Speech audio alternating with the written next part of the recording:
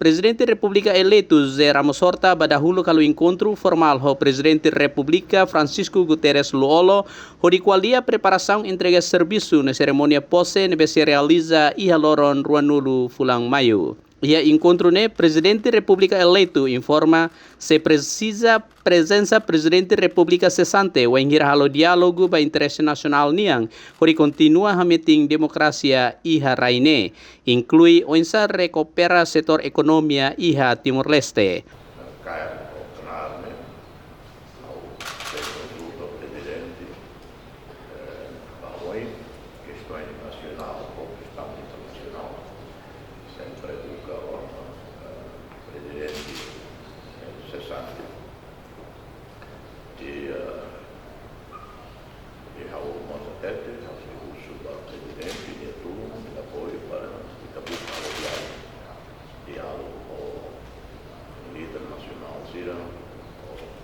Partido seria parlamento, e liu, avançar e haclear democracia, haclear dame, mekin dame, e avançar e tabok, e a economia da diria global hoje.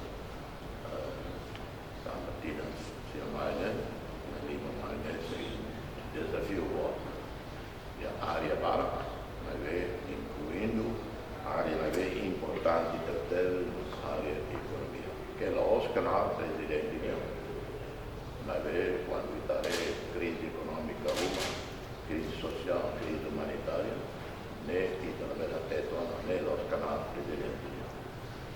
presidente e autoridade para mobilizar o governo, parlamento, unidade nacional para dar forte resposta para a crise.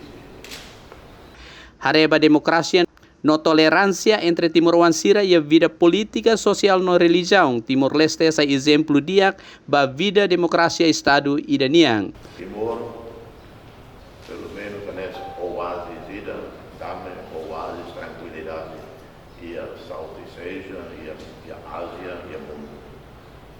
Oásis de democracia meti, oásis ida dame meti. Em que lá há problemas religiosos, étnicos, daí a violência política. A mensagem que Ciro todo acompanha a eleição, consigo a mensagem, Ciro contente logo. A nossa Europa na se verdade contente logo, inspirado, se exemplo, Raiki, que da minha exemplo. Hortamos informa coordenaona ho Comissão Organizadora Babainaka Internacional Balung nebe pessoal ne convida hanesang ex-chefe Estado no emasira nebe iha cargo importante ba Organização Internacional Sira. Mario Fili, Leonito de Fátima, VIP TV.